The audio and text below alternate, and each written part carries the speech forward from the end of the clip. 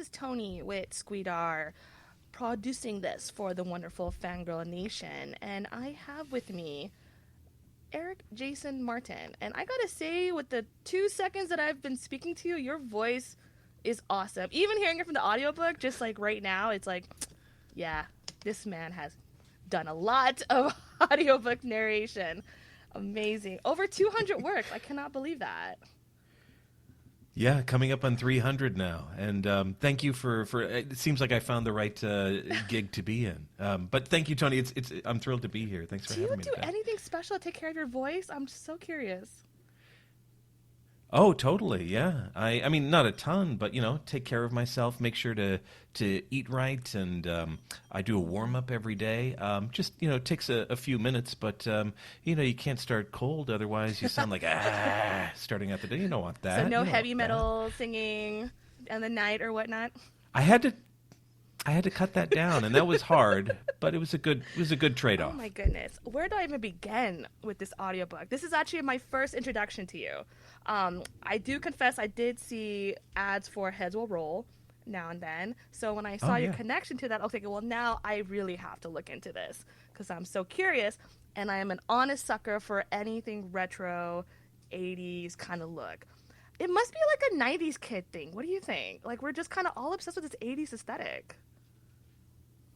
Oh, absolutely. Yeah. I mean, being, I mean, that was the culture. That was what was around us. And, and it was cool. It was cool at the time. And, a lot of it, some of it does not hold up, but some of it does. That's so funny you mentioned that a lot of it doesn't hold up. I've actually been on a recent binge of revisiting some old works. I mean, they're horrible, but I still love them. Super Mario Brothers, Double Dragon. I totally love them. They're awful, though, but I love them. Yeah. So can you give us a little bit of a briefing of what this new Arcadia Stage 1 is all about? Sure. Well, yeah, I've narrated many audiobooks, and I've put together, produced, and or directed many multicast audiobooks, and I wanted to write one. And so New Arcadia Stage 1 is my debut novel, but I approached it as a multicast audiobook, which made it easier to deal with, because it was daunting to write a book. But I was like, I know how to do audiobooks. Let me bring together some great people, and having them in my minds will help me tell this story. But I love and I work a lot in they call it game lit or lit RPG, mm-hmm. The idea of, the Ready Player One really pioneered this in a lot of ways. You dive into, a virtual world that feels real, and a lot of them are done in the high fantasy way, which I enjoy. But nobody has really done one that takes you back to the arcades. And I grew up, with arcade stuff in the 80s and 90s, specifically, throw in some quarters and, they call it the beat 'em up genre. No. So that is an influence. I was like, what if you could, but it's not just, the fighting, but it's the city.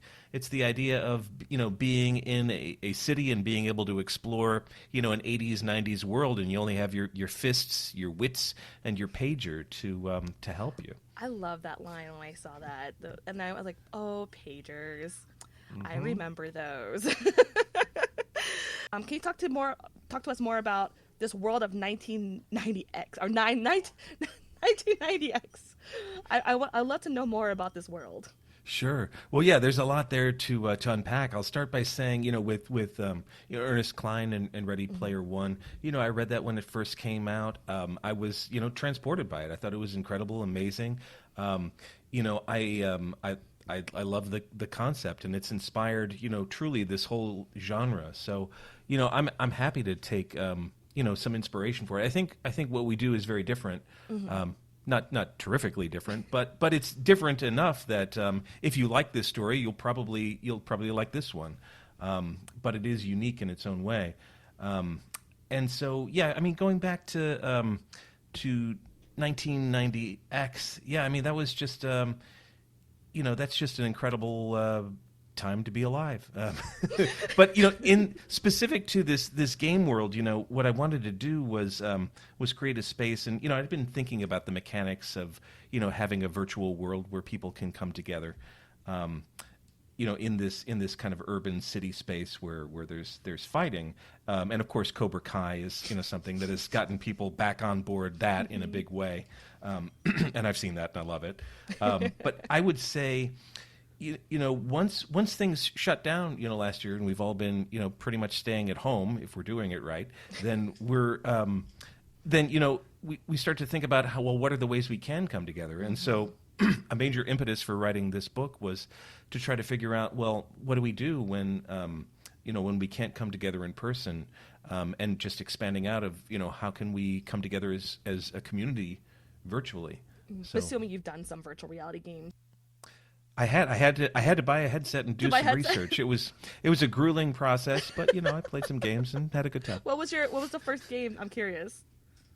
Well, I get Beat Saber was the Beat one. Saber. I mean, okay. That's the one. You just slash at some, hit the beat and you slash at some music, some blocks. It's a good time. Fascinated by it and the videos and just being able to be in all of a sudden you're at the top of Notre Dame Cathedral.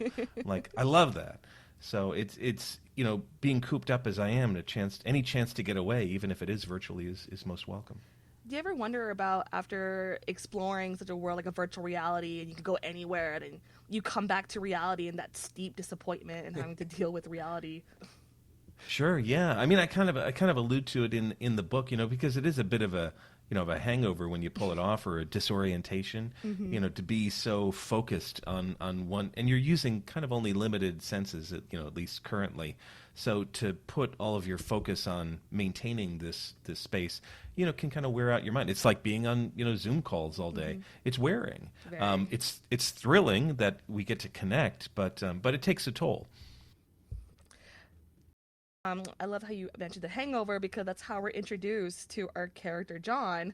It's like he's pretty much waking up from a hangover. Really happy to see that we're starting out with a 40-year-old hero instead of where Ready Player One was a teenager. I feel like I can relate to John. I feel like a lot of people can relate to John. Was he based off of anybody, or just like a amalgam of all the people you know? Yeah, well, I mean, honestly, I wrote him with an eye towards I know that I'm going to be playing him in the audiobook, so, let's make it as easy as possible. It's not me, but certainly it is, he does behave in certain ways that are consistent with the way I react. So I do put a lot of my personality into that character, into the performance of it.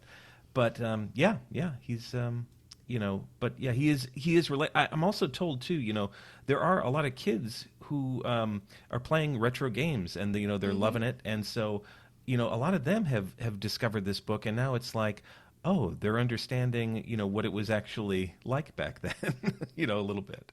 I am a huge World of Warcraft player. So the world of Moby cracked me up so hard. I don't know if this is going to spoil anything, but it's like a foreshadowing, or was this kind of like your this is what I think of World of Warcraft? Well, no, I mean, and I like World of Warcraft very much. Good. I was scared of it for a long time because I knew that it was scared? Well, because I knew that it could, take over my whole life if I let it. Oh, very addicting. Yes. So, so I have a bit of a fear there. But no, I was specifically, in terms of that world of Moby thing, I wanted to take something that was, out of the in the public domain. So Moby Dick, nobody has, and there you'll see there's reasons why that's the case. But they also call this in video games what happens at the beginning of the book an abilities, meaning where you get a sense of this character at his full power. He's grinding away at getting this, and he's almost at his goal. So to get him there, and he's able to do all this cool stuff, and then he comes back to square one. When the game is without spoiling anything, the free trial period ends, and he's got to figure out what to do with the rest of his life.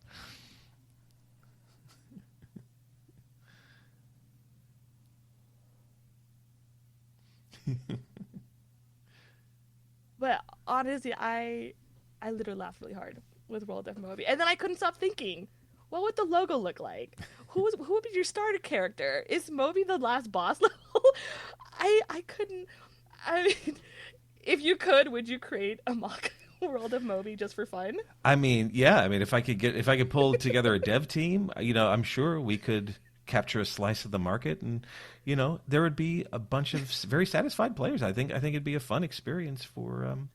I think the market would be well served by World of Moby being out in the world. You did mention that your love of arcades influences game, but any other games that we can expect to see in this book other than arcades? Yeah, I mean, you will see. There's pinball. I'm a big pinball player, so I pinball. Oh, I was terrible at it for the longest time, and then I realized, it's like any other thing. Just keep practicing, and then eventually you get better. So that was a big realization for me. Truly, no, there's nods to lots of other type old school games, but it's a mix too.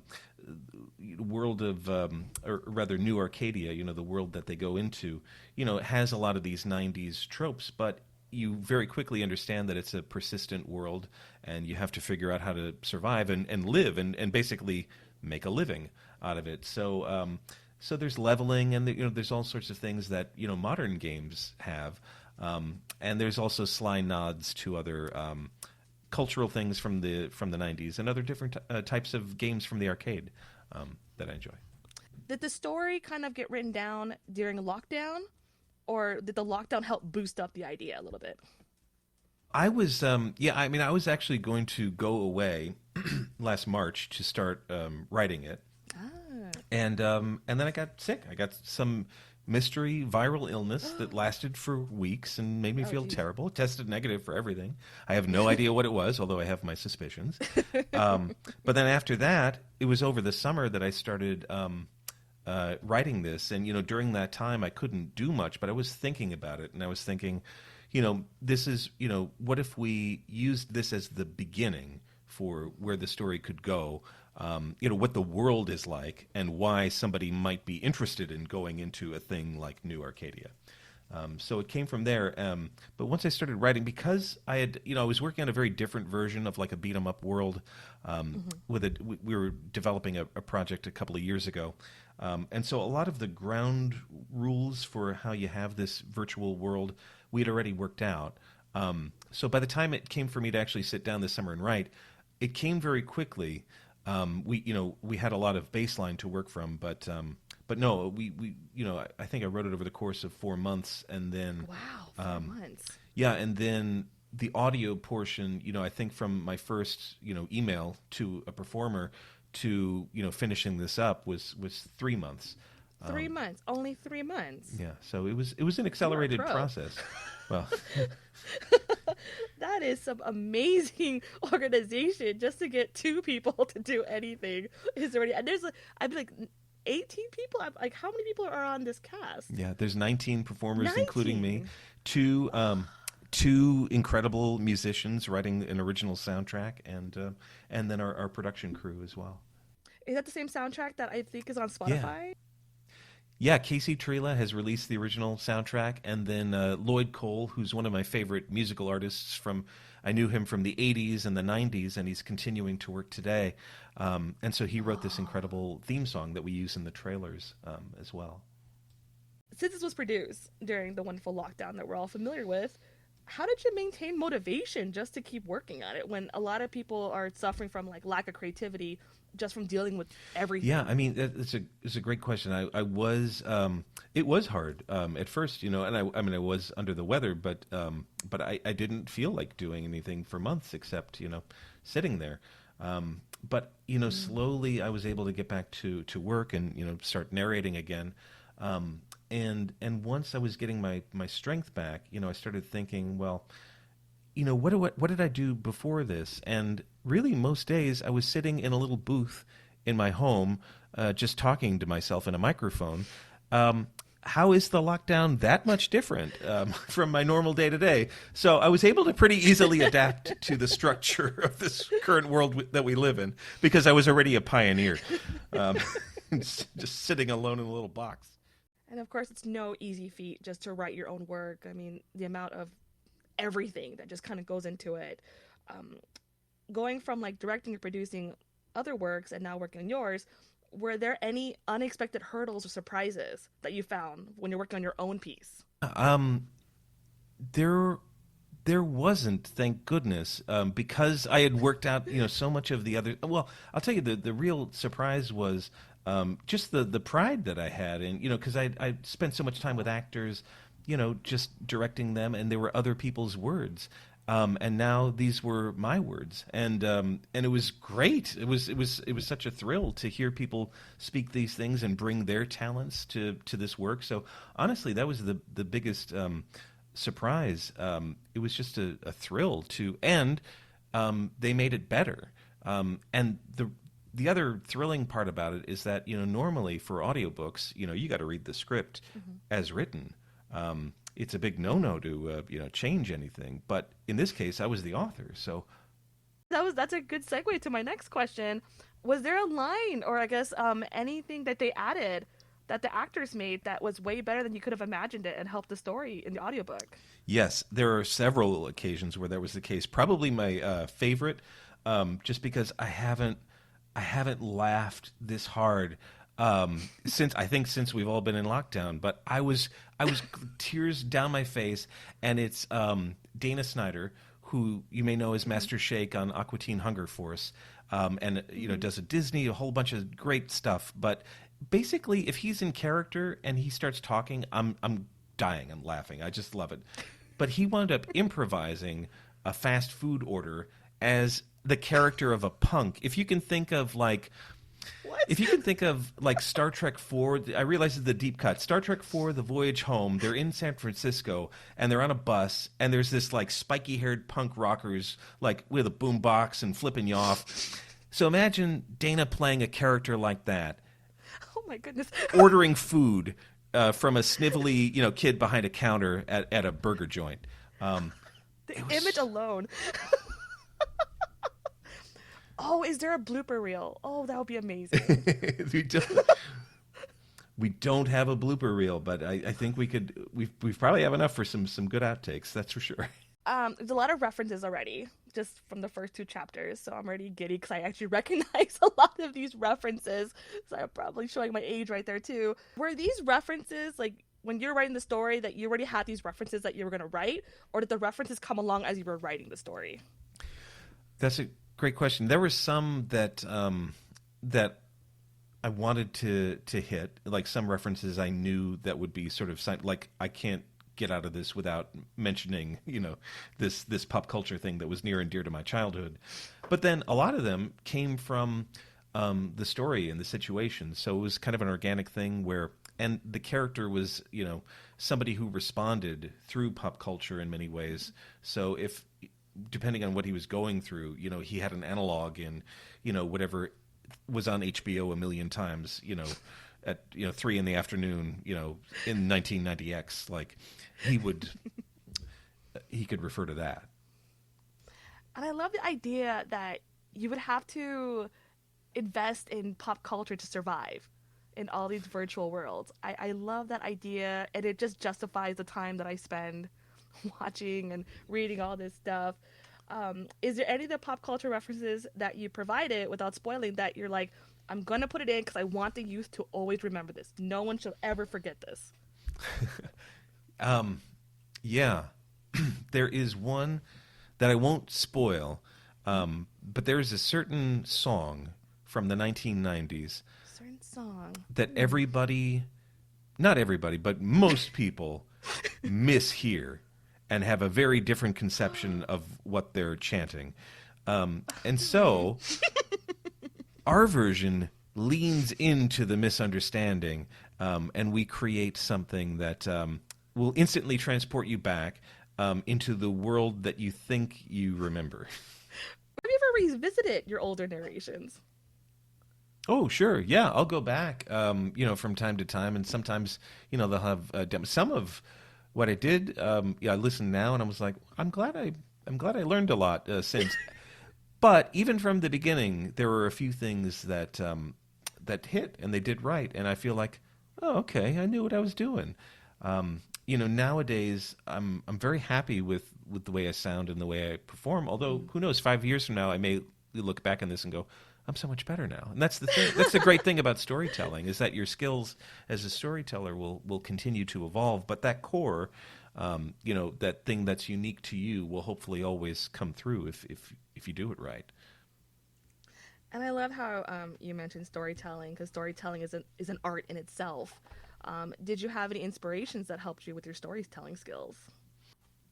Oh yeah, absolutely. Well, yeah, I mean there are certain books and things like that I really wanted to narrate, that got me into it, and then to actually be able to do that over time, like I narrated the first Kurt Vonnegut story. It was a lost Kurt Vonnegut story. It was his first new work in 20 years, and I got to narrate that, and that was a thrill because I love Kurt Vonnegut. David Foster Wallace is another of my favorites, and I got to narrate one of his pieces, and that was just a thrill, just his love of language. So, those things that I read, for inspiration, often I find myself performing them. So that's part of the thrill of being able to do this work is, you get to talk books. I always love asking this for people. What are your current reads or listens? Let's see. What am I listening to now? I am listening to. I'm going to pull this up. I'm listening to a podcast called Dead Eyes, which is about a guy who got fired from a Tom Hanks movie 20 years ago because Tom Hanks said he had dead eyes. Oh no! So it's his quest. It was a crime podcast. No. Like, oh, that's so sad. He treats it like a true crime podcast. He really gets into dissects it, but no, it's just funny and fascinating, and it has really sweet and poignant things to say about show business and just and just all of us. I think it's a great show. Yeah. I would be devastated if someone said I had dead eyes. Yeah. If Tom Hanks told you that, America's Sweetheart, it'd be crushing. Oh my gosh. And then last question. From the world of New Arcadia, in your world you created, what would be some words that you would leave readers who are curious about your book to help entice them to read it or listen to it? Sorry. Well, I'd say if you grew up in the 1990s, and even if you didn't, you're going to want to know what happens here because you're going to want to remember and experience it. You're going to want to go back to that shining city on the hill. Shining city. It sounds exciting, a little bit ominous at the same time. Well, thank you so much for your time in doing this interview. I really appreciate it. The audiobook is already out now, and it is amazing. And the music is also awesome, and your voice is awesome. So I'm looking forward to the rest of the audiobook. Thank you so much. Thank you. Appreciate it.